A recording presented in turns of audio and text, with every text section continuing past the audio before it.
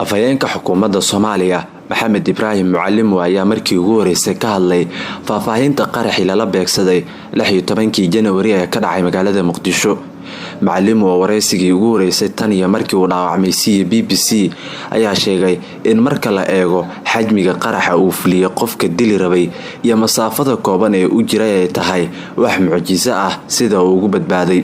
xaaladiisa caafimaad ayaa hadda soo hagaagaysa waxaana muddo ku dhow hal bil lagu daweynayaa cisbitaal ku yaala Istanbul. waxa uu tilmaamay in ninka isku qarxiyay uu aad ugu dhawaa awoodda Alle oo kaliya ay badbaadisay. waxa uu sheegay in markii uu qarax dhacay kadib ay niyadiisa u sheegtay in ugu yaraan qayb ka mid ah jirkiisu uu go'ay. Mucallim oo horey ugu tirsanaa BBC ayaa sheegay in inkastoo uu qaraxa iyo weerar badan kula kulmay Muqdisho haddana uu rabo inuu ku laabto caasimadda dalka Soomaaliya. waxa uu tilmaamay in xaalad ka adag tan maanta Muqdisho ka jirta uu ku soo shaqeeyay sidaas awgeedna uu ku qanacsan yahay dalkiisa uuna rajeynayo in xaaladda amni ay wanaagsanaan doonto.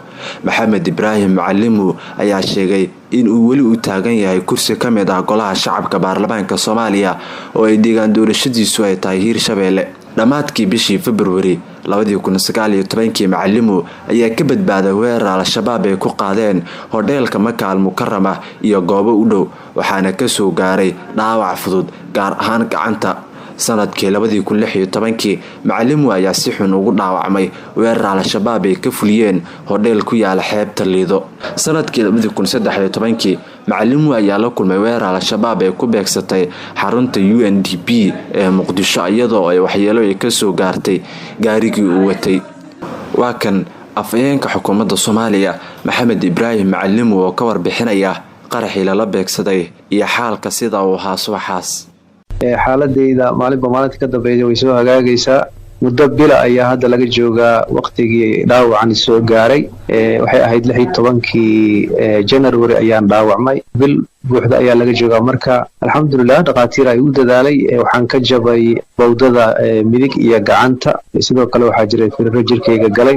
firiradiina waa la iga saaray. jabniinkiina waa la kabay alxamdulillah. waa soo kabsanaya laakiin waa qiyaasi kartaa maaragtay bowdo jabtay waqtiga ay u baahan tahay. marka hadda waxaan sameeyaa physiotherapy. waxaan isku dayaa inaan socdo. alxamdulillah xaaladeyda maalinta ka dambeeyay si hagaagaysaa. wallahi horta caadiyan aroor walba shaqadeedan aadi jiray. markii aan gurigayga ama aqalkayga ka soo baxay alxamdulillah qof waxaan ahaa faraxsan oo shaqadiisa u socdo oo maaragtay waxba ay ka haleysnayn. laakiin sakana gudahooda ay xaaladii maaragtay isbedeshay.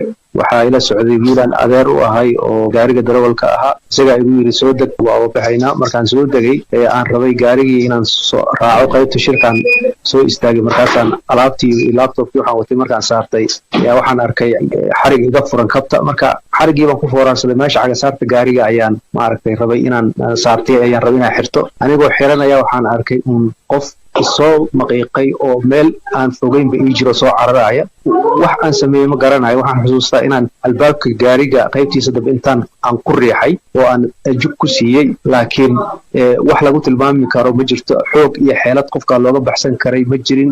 waxaan dhihi karaa awood Allah ayaa u badbaadisay. marka wax kale oo aan ku tilmaami karo ma jirto sababtoo marka la fiiriyo xajmiga oo qaraxas la eka iyo sidoo baabuurka u baabi'iyay dhulka baaxadda leh oo maaragtay qoday iyo aniga distanceigaas yar u jira sidoo Ilaahay iga badbaadiyay. wax oo mucjiso oo qof Allah u badbaadinayo bis lagu tilmaami karaa. laakiin waxay ahayd maaragtay xaalad aad u xanuun badan markii wixii dhacay dhulkan ku dhacay. daqiiq madow iyo uura ayaa maaragtay afka ka buuxinaya. indhihii waa maaragtay waxba kama arkaysid. marka hore waxaan bas lahaa ugu yaraan qayb kamid ah jirkaaga ayaa maqan. laakiin markii aan dhul ku dhacay ayaan gacanta maaragtay isku hubiyay oo korka fiiriyay. alxamdulillah waxaan arkay jirkayga oo dhan inuu taam yahay. markii aan isku dayay inaan istaago oo aan rabo inaan isinjiyo ayaan ogaaday inaan istaagi karin oo culays weyn isaaran yahay. kadibna waan iska seexday. dad badan ay ugu soo xoomay qof waa dhintay dhahayo.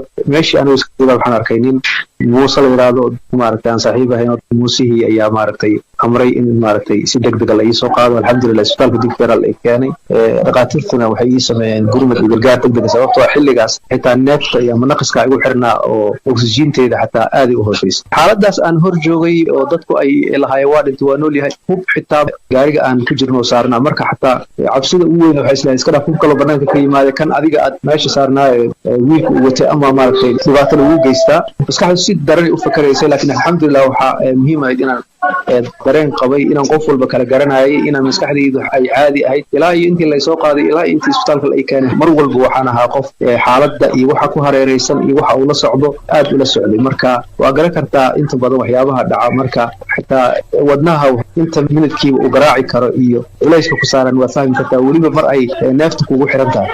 wallahi maxamed, horta aniga Soomaaliyan ahay, dhul kalena ma qabo, dhulkaygu waa Soomaali. marka haddaan ka fikirayo anoo intaan ka dhalin yar oo da'deedu intaan ay ka yar tahay, yaa waxaan tegay caasimado waaweyn oo adduunka ka mid ah oo qaarkood aan ka shaqeeyay ilaa 15 dal caasimadahooda oo Yurub ayaan tegay. weligayna kuma fakarin inaan isdhiibo ama aan maaragtay ku noolaado. mar walba waxaa muhiim ii ahaa inaan dalkayga joogo, weliba xaalad adag ayadoo jirtaan kasoo shaqeeyay Muqdisho. waad og tahay 2006 2007 aan la awoodin dadka qaarkiis in xitaa ambulance lagu qaado oo dadka maaragtay gaarigacan bakaaro lagu qaadi jiray, oo 20 maanta markay dhimato meeshii dadku ay u cararaan iyadoo la qaadayo haddana madfac kale iska soo dhacayay. xaaladahaasaan ku shaqayn jiray, marka maskaxdayda kuma soo dhicin inaan meel kale aado, haddana kuma fakarayo.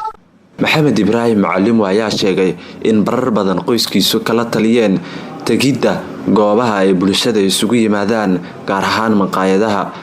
waxa uu tilmaamay in weerarkii Hotel Elite uu saameyn ba'an ku yeeshay, islamarkaana uu aad ugu naxay in saaxiibkiisa ay wada fadhiyeen uu daqiiqado gudahood ku waayay.